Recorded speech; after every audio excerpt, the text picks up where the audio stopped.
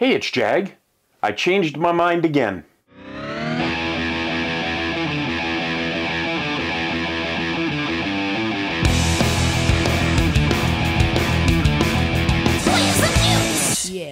In this video, I'm going to be working with circuits that develop very high AC and DC voltages. The voltages in these circuits can cause you very serious injury, including they can be fatal.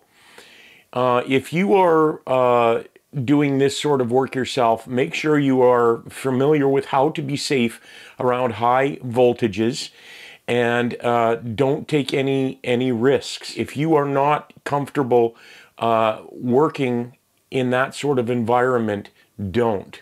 In the last video, I talked about how I had decided to go with a real transformer for the power supply. I've been looking at the power supply that I drew up for this, and I may change it. Here is the power supply that I drew out.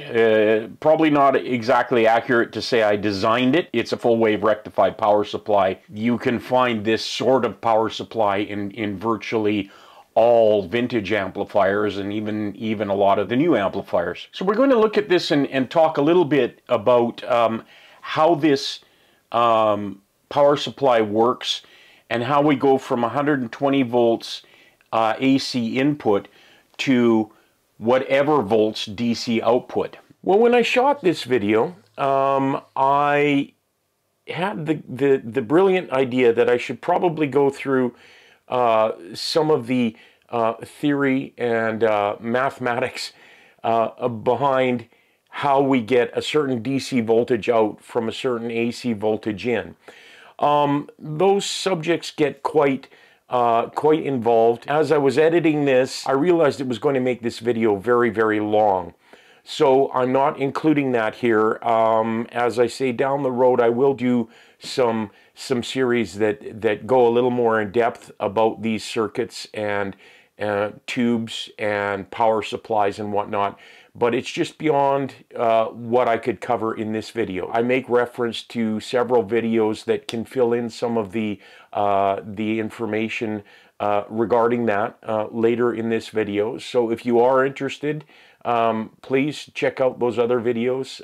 And as I say, I will be doing some down the road. We are not going to be concerning ourselves with the filament supply, this 6.3 volt center tap supply down at the bottom. We're only talking about the high voltage supply, which is where we're going to get our DC voltage for the tube from. On the primary, we have 120 volts going in, and on the secondary, we have 250 volts center tapped. What does that mean, center tapped? The AC comes in the transformer.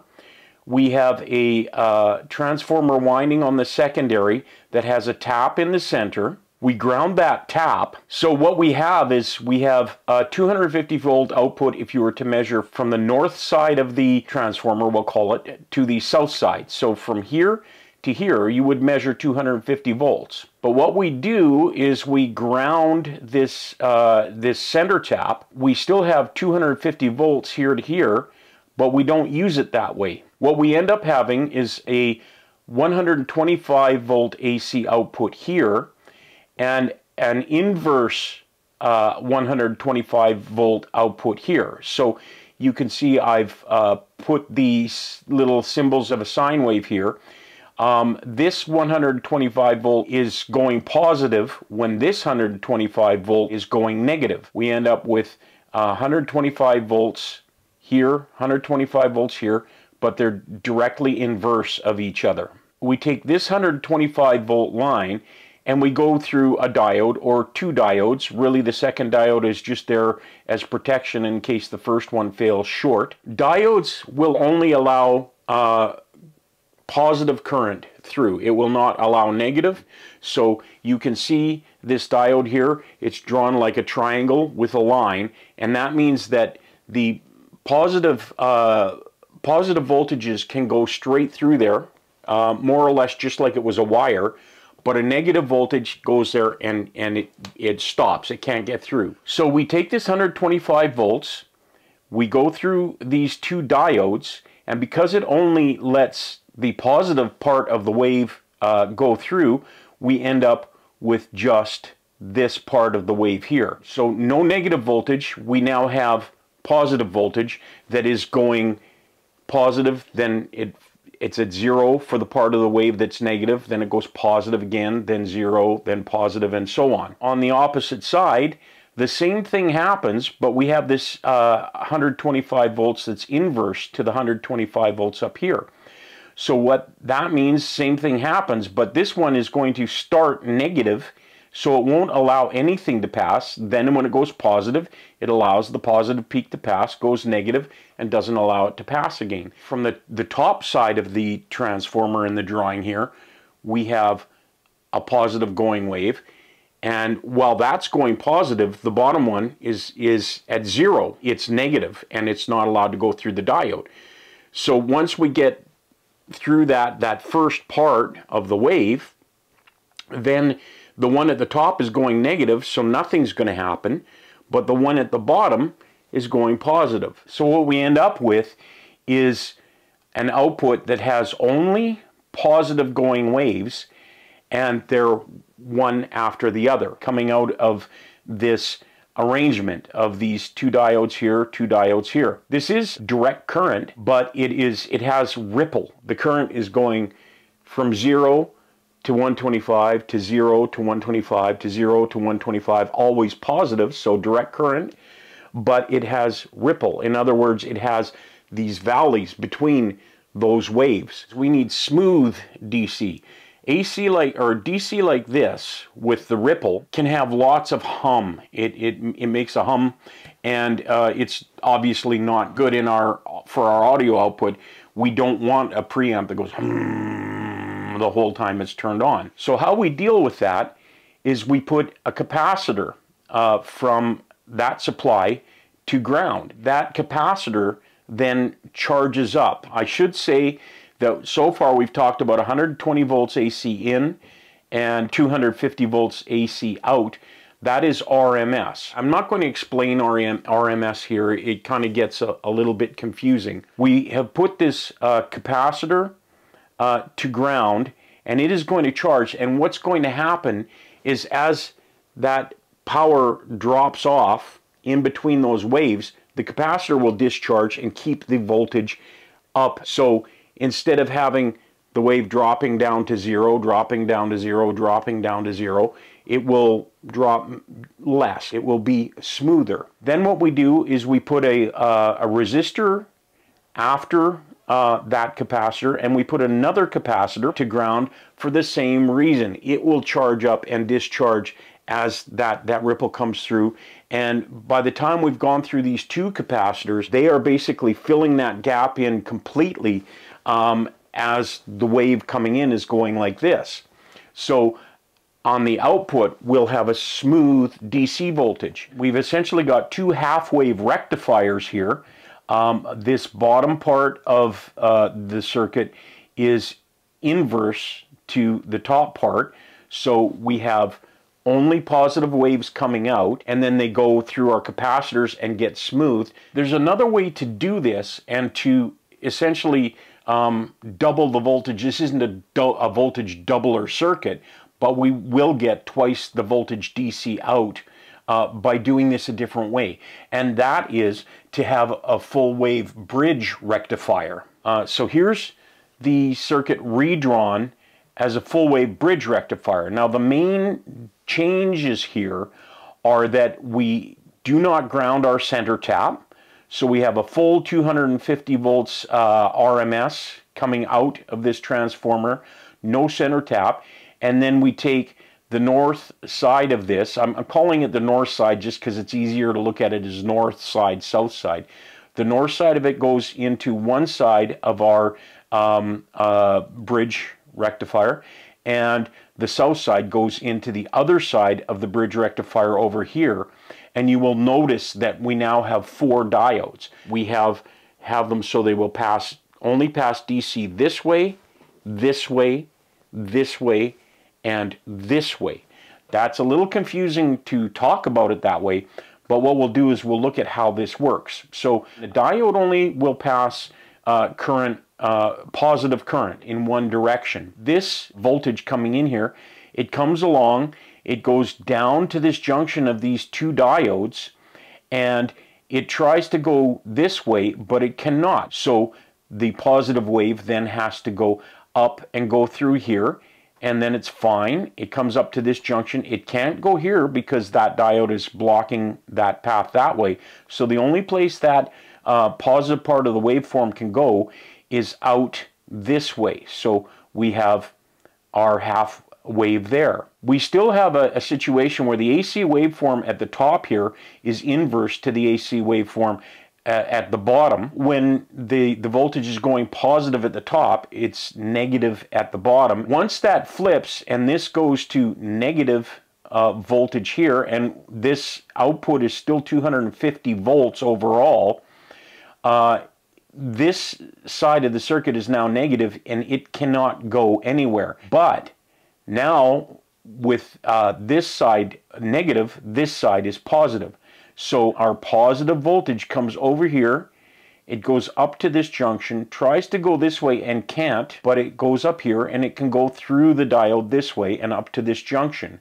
Again, it cannot go this way because it would hit this diode, and this diode is not going to allow that current to flow. So again, the current can only go this way, and now we have that part of the wave going positively this way. We see that we have rippled DC. So once we go through the rest of our circuit, which none of this has changed, we end up with a smooth DC. That's sort of my really simple explanation of this. So now we have two different power supplies we can use without changing any of the hardware I bought. In other words, the transformer.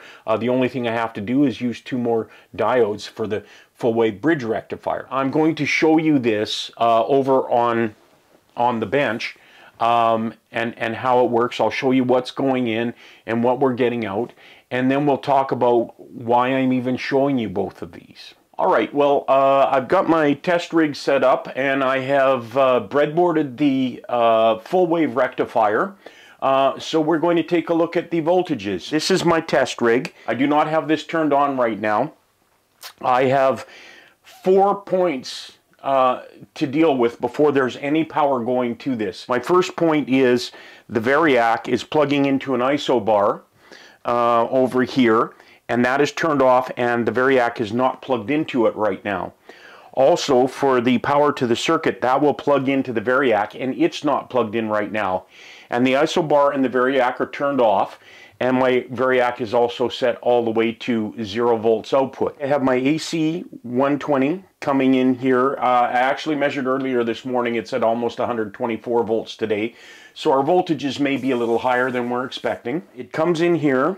I have taped off the secondary windings for the filament because we're not testing them. Because this is a full wave rectifier, we ground the center tap for this transformer, and that is grounded over here to the ground for the power coming in, and as well I have a ground wire running off of my breadboard to ground the power supply or the rectifier circuit. From there I am taking the AC voltage out of the secondary. Should be about 250 volts. Between this point and ground we have 125-ish volts AC, and between this connection and ground we have 125-ish volts. We're taking that into our full wave circuit.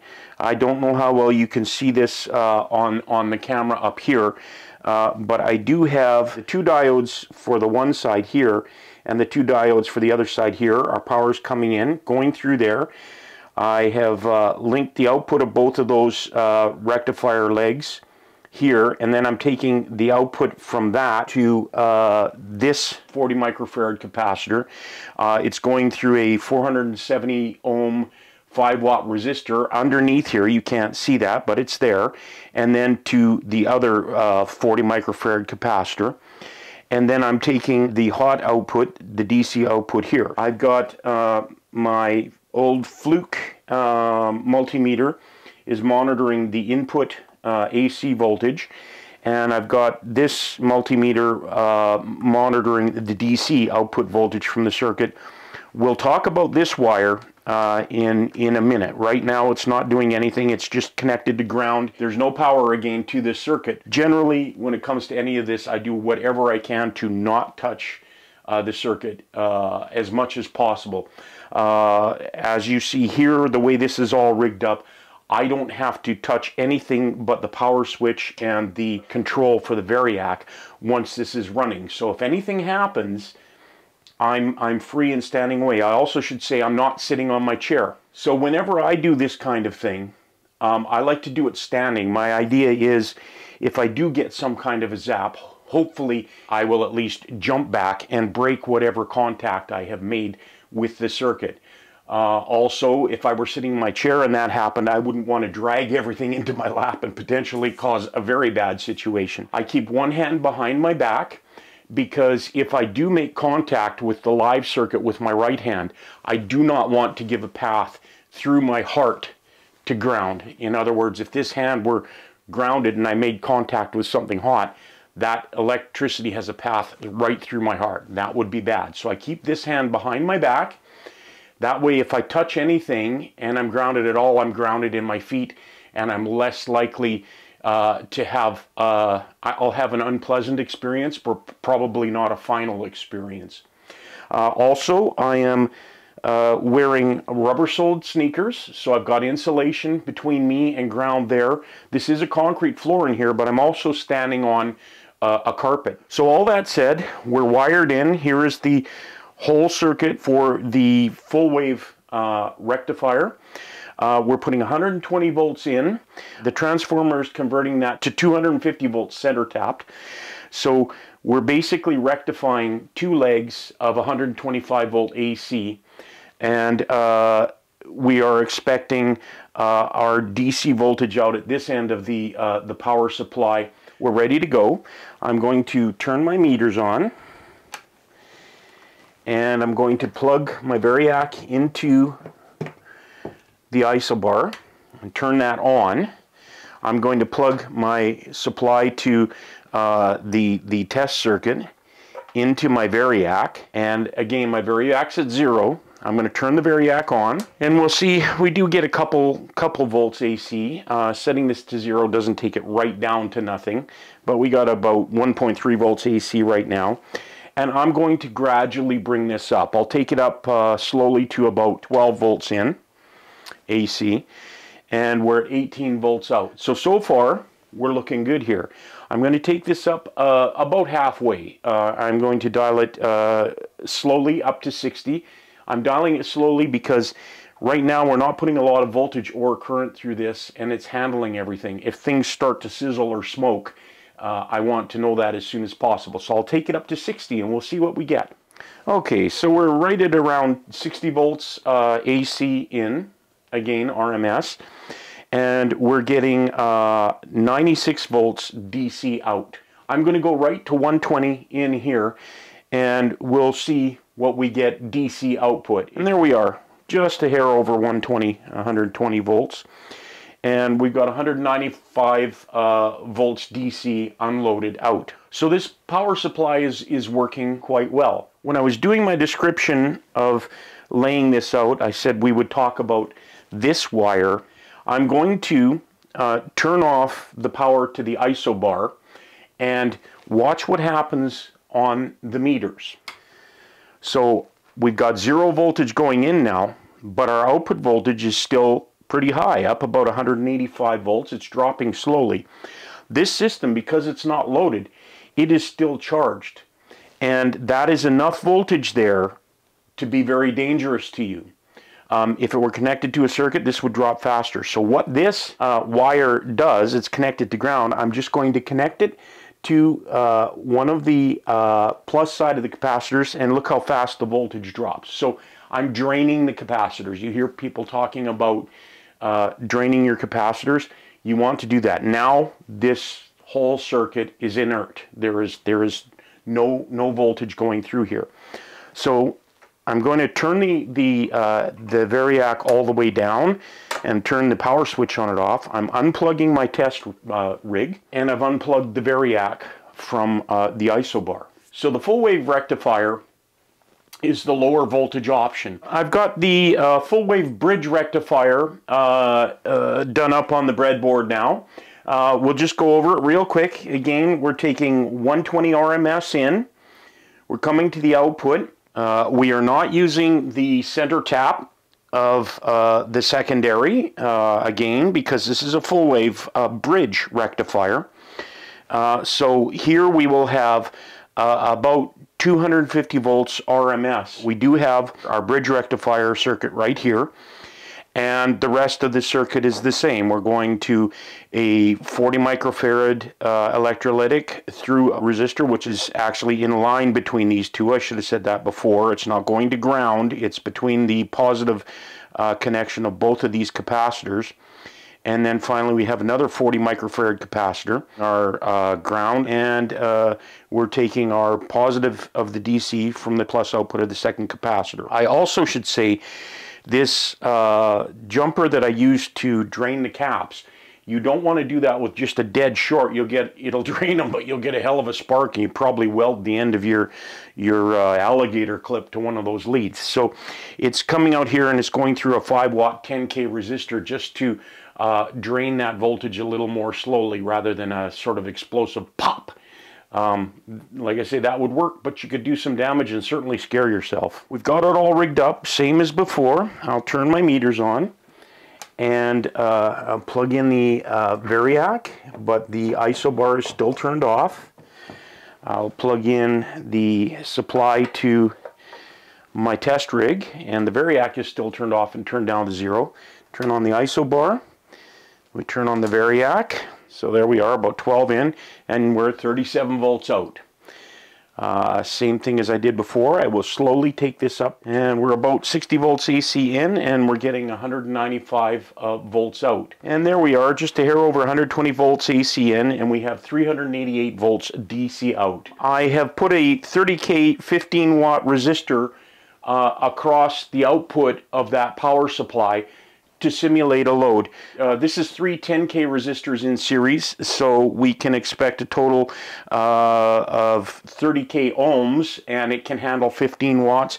I'm not going to leave this on for too long, but I just want to show you we had 380 volts unloaded. We just want to see how much we have with a load on here. Take this up to 12 volts, and we're getting 34 volts out now, so it is lower because we have a load on there. I'm going to take this slowly right up to 120. I'm not going to stop at 60 this time. Going to be watching for smoke, sparks, and any sizzling noises. Everything seems good so far. We got there's 60, no smoke. We're at 100 volts. And there we are, just over 120 volts in. No smoke, nothing smells like it's on fire. There's no sparks, I'm not touching anything. We got 120 volts AC in, we're getting 360 volts out DC. So this is looking good. Another thing I will show you, now you'll see I've taken my little circuit for draining the caps away. And that is because there is a load here now. So watch what happens when I turn the power off to the system. You can see the voltage is dropping much more quickly, and that's because now there is a load across from positive to ground. So essentially the same thing as when we were grounding it out with a 10K resistor. It's just barely warm. So that little minute or so we had it running, it was doing its job. It's not super hot. Nothing's burned, nothing smoked, nothing sparked. We're good. We have 2 versions now of this power supply that we can use. So that's the real world proof of concept. I breadboarded both versions of the power supply, and you saw that with the full wave rectified version, we got DC voltage out at 1 level, and then in the full wave bridge rectifier version, we got twice as much of that voltage out. Again, this is not a voltage doubler circuit, it's just the way that this works. I hope I've explained it well enough that it makes sense. If you have questions or would like this filled in a lot more, check Uncle Doug. He has a series on rectifiers. I think it's 4 videos. Video 2 in that series is all about full wave rectification. Video 3 is all about full wave bridge rectification, and it will really make a lot of sense. It's the drawings and examples he uses are very similar to what I've got drawn here, and he just goes more in depth explaining it. So if you really want to try and get your head around it more, check that out. And like I say, I'm hoping down the road to do some series on how tubes and tube amplifiers and power supplies work, and I will revisit this then as well. But let's go to the other question you're probably asking. Why even show you 2 different versions of this power supply? And the answer is simple. Low voltage to the plate of a tube versus high voltage to the plate of a tube.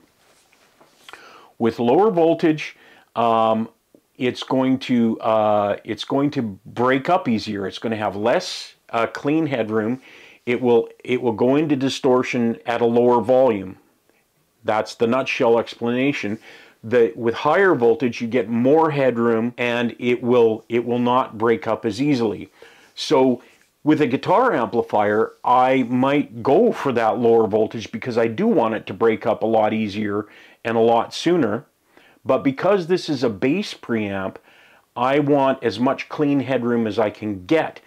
Typically, the bass will not really be distorted, or if it is, it'll be done with an effect, or you'll be using a preamp to distort deliberately for that tone. But for this, I want the signal to stay as clean as possible, so I want to go with that higher plate voltage on the tube.